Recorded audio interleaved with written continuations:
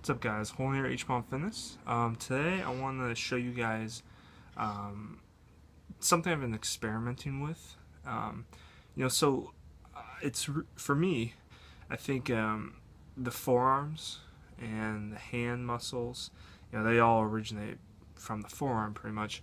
Um, these muscles cause a lot of problems in our society.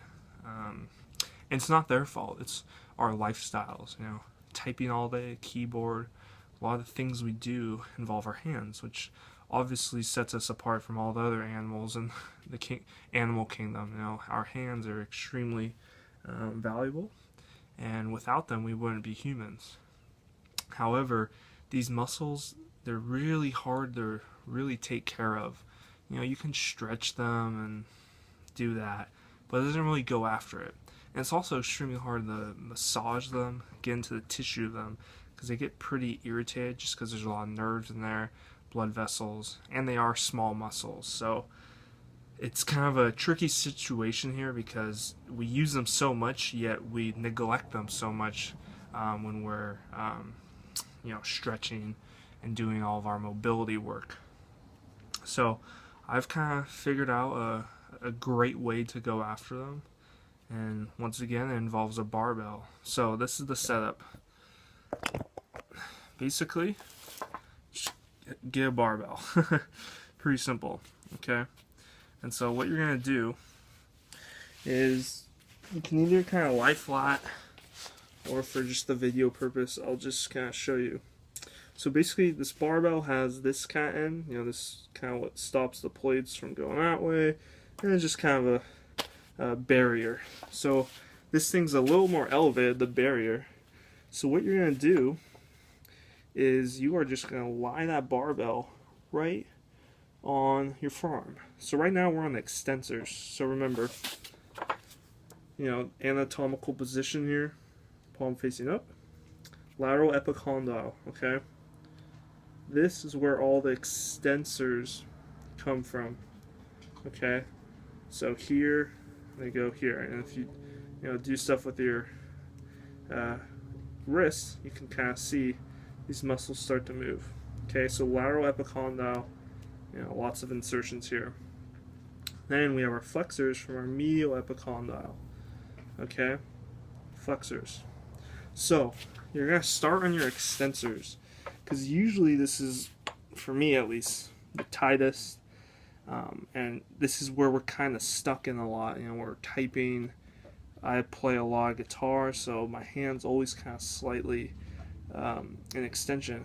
And actually, our best, when we grip something, we're always actually in a little extension. I forget the exact degree. I believe it's 35 degrees of extension. It's not that much, but that does mean our muscles need to be active for that stuff.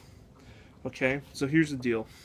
You're going to lie this bad boy right on your extensors. And some of you might get confused because you're like, well, the medial epicondyle is right here, so you're going to get some of your flexors. Well, what really happens is your lateral epicondyle, those extensors kind of wrap around. So right now, I'm kind of on that supinator, extensor carpi radialis brevis, kind of on this more lateral side. You're gaining a lot of muscles here. There are a lot of muscles. And so the cool thing about this is, depending where you do this, you can actually do on this part of the bar, here, here. I like this because it's just more pressure. And so what you're going to do is you can hold on to this end, okay? And we're going to do some tacking and flossing. So if you see my hand down here, you're just going into some extension, neutral, extension. And it's exactly, like your hamstring, your quads, your tacking and flossing. Now, it would be ideal, to have your arm elevated, because what you could do then is, once you get an extension, you could go down to full flexion. But since the ground's right here, I can only kind of really just go to neutral.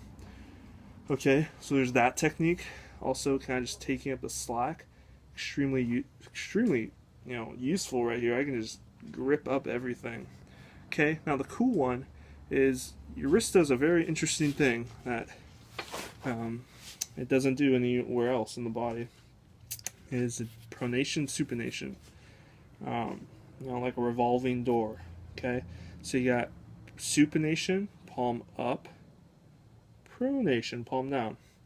So there's a muscle called the supinator, and guess what it does? Pronation. No, just kidding. It does supination. Okay, so that's on the extensor side. So supination, and so what we're kind of doing here is grinding that muscle in.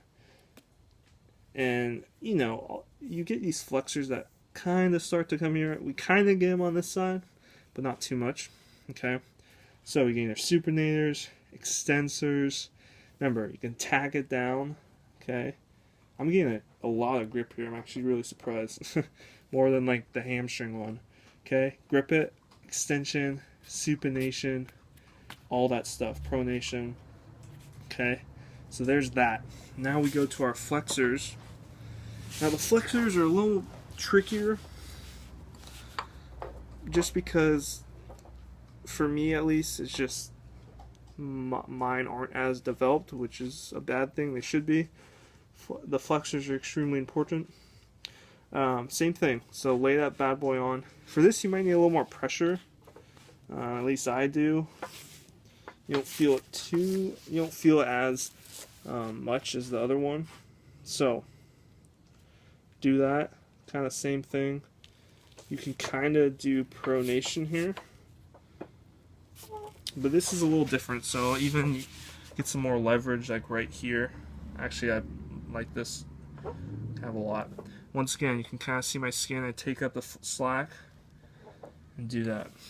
Oh, and then one other muscle I forgot to mention is your brachioradialis. So when you have thumb up, that muscle that pops out there, not your biceps, but on your forearm, brachioradialis. And that thing's important because it's kind of like the adductors in a way, that it helps with kind of both pronation and supination. Kind of likes to get back to neutral, which is thumb up. Okay, so you got this, guys, and I'm telling you, the importance of the forearm cannot be underestimated. We use these guys every day. Everything we do with our hands, these things are involved, yet we neglect them so much. And the interesting thing that with the forearm that I think is absolutely true is that when you do spend time on this, you actually kind of activate your forearm grip more. What I mean by that is, since these muscles are so junked up all the time, you really don't get that true contractile forces of these forearms. It's the same thing with your legs, your quads. If those things are really tacked down, from a contractile force, those muscle fibers get bundled up, and they can't fire. They don't get into that parallel position. They kind of get these cross sections. It's the same thing here. So I truly believe that if you work on this, guys, your forearm grip will be a lot better. And I can just tell right now that, like, on my extensors especially, like right there, I'm just in a rut. Like, I could just leave this here for a day and it probably still won't loosen. And that just shows you how much we don't spend on these guys, and we really need to. And I haven't shown you anything, and because it's been kind of a experiment to figure out how to attack these guys. Because using a lacrosse ball, it's painful. You get all these nerves and stuff. Here, you hit some of that stuff, but it's not gonna kill you or get necrosis or whatever. So spend some time here, guys. Spend a lot of time here. This will not only help with elbow pain, hand pain, but also just improve your mobility with a lot of different exercises. And, every exercise we pretty much have to grip something, so these guys are getting involved. Remember, extensors, in order to grip something, we always get in a little extension, about 35 degrees. So these guys are always tacked down. So there you go, guys. I hope that video is extremely helpful. It is for me. So see you.